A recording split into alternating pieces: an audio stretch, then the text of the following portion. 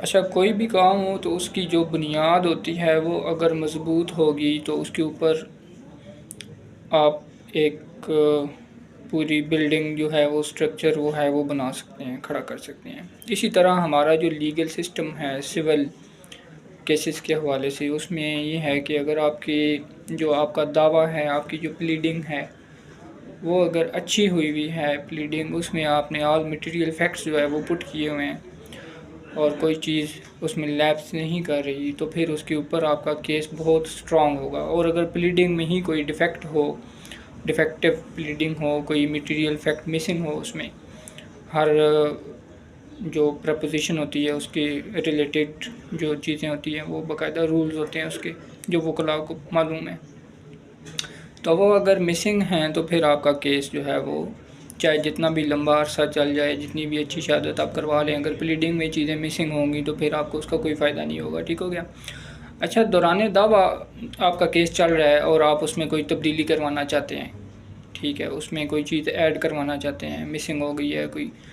तो वो आपको अर्ली स्टेजेस पर ही कर देनी चाहिए, क्योंकि एक रीज़नेबल टाइम गुजरने के बाद कोर्ट जो है वो एप्लीकेशन अलाउ नहीं करती। और जो एप्लीकेशन दी जाती है अमेंडमेंट ऑफ प्लीडिंग के लिए, वो सीपीसी में एक ऑर्डर है, ऑर्डर 6 रूल 17, उसके तहत अमेंडमेंट ऑफ प्लीडिंग्स की एप्लीकेशन जो है वो कोर्ट में फ़ाइल की जाती है और उसमें पूरा वो डिटेल दी जाती है कि हम इस दावा के फ़लाँ फ़िक्रा में ये चीज़ जो है वो अमेंड करवाना चाहते हैं, ठीक है, या ये चीज़ ऐड करवाना चाहते हैं। तो इसमें एक अभी रिसेंटली जजमेंट आई है ऑनरेबल सुप्रीम कोर्ट की,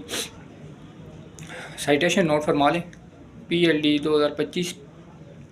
page 691, supreme court, PLD 2025 supreme court page 691।